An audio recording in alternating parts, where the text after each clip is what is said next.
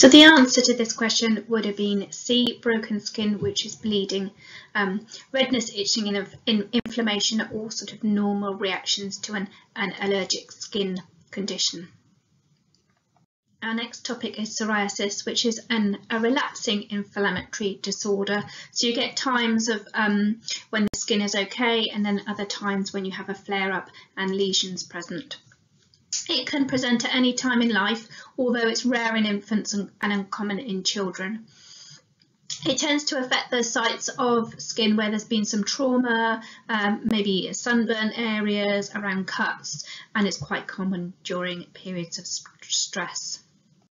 It can affect various parts of the body. The most common are the scalp, knees and elbows, and it tends to occur in a symmetrical distribution. So this is of some examples of the lesions and what they look like. Characteristically, they're sort of salmon pink lesions with thick white silvery scales with well-defined boundaries. The lesions, or plaques as we call them, are normally raised and they can be quite large. You need to refer if the lesions are extensive or if you're worried about any infection. The plaques on the scalp can lead to hair loss, and those red flag symptoms, so any non-blanching rash, bleeding, and if the lesions are accompanied with malaise, fever or swollen glands. Pharmacists are frontline healthcare professionals, and many patients will present with new skin conditions. We're quite best placed at the heart of the community and to help treat and signpost patients to appropriate healthcare professionals.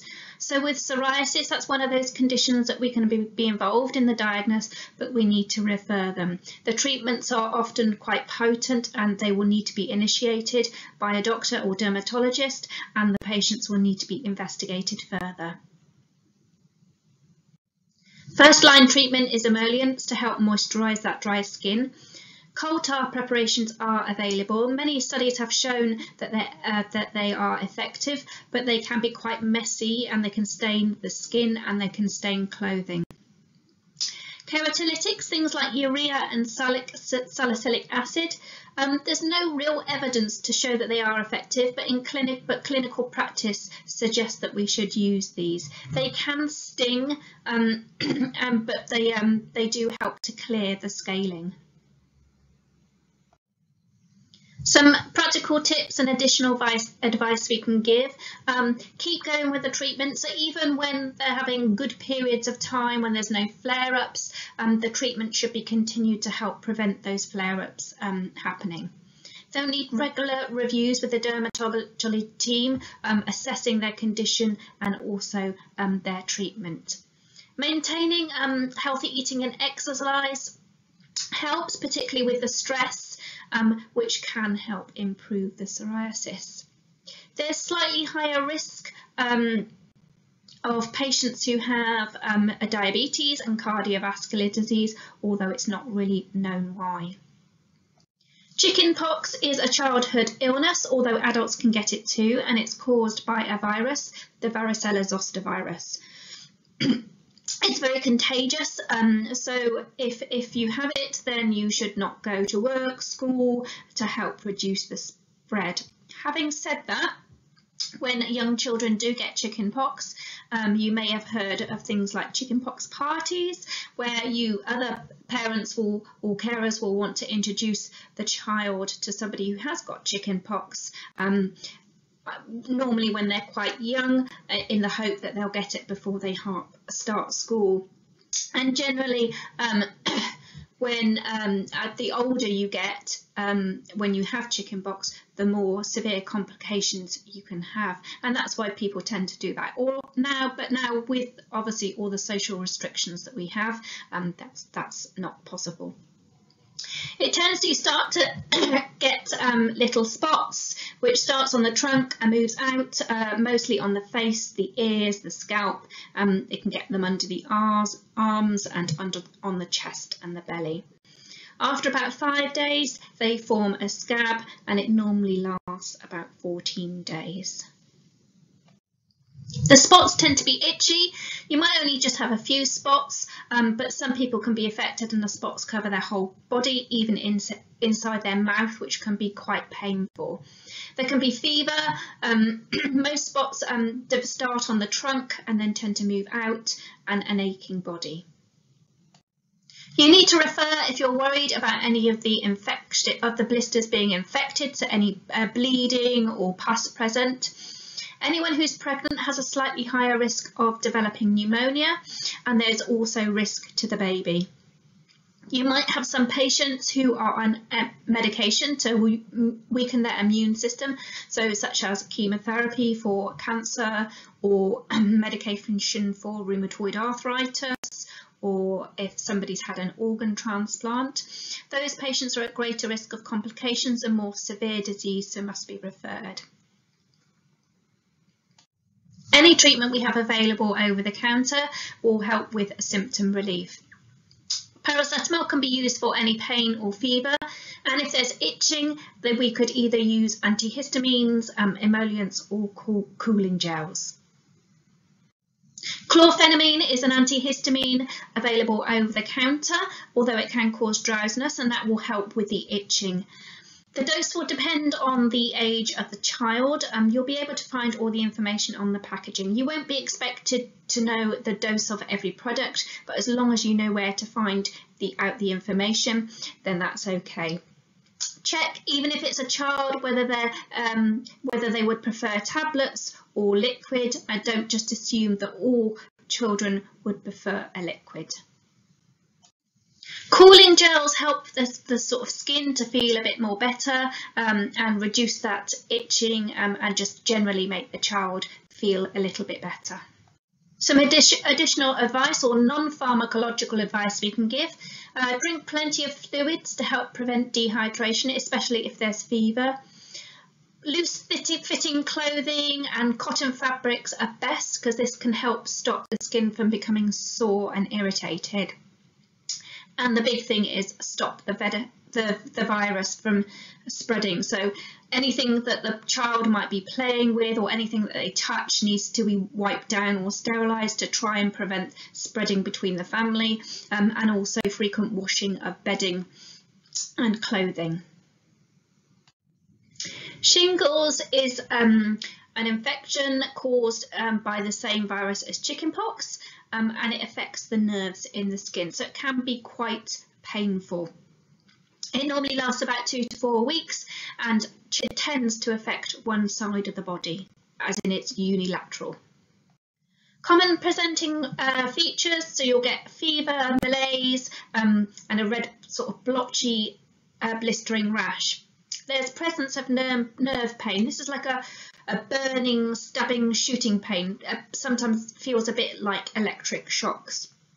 The skin can be more sensitive to pain than usual, so something that would not normally hurt, like a light touch or a cool breeze, will cause or feel like pain.